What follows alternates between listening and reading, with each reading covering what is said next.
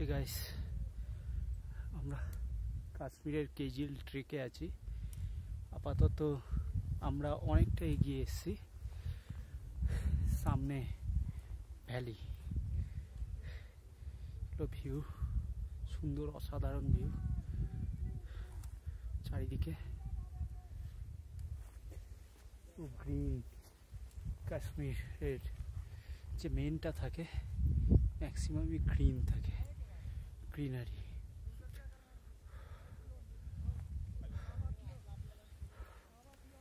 হলো কিছু দূর হাঁটা যাক। সামনে আমাদের একটা ধাবা আছে, ধাবা অব্দি প্রায় চলে এসেছি, আর একটুখানি পথ হাঁটলেই ধাবা।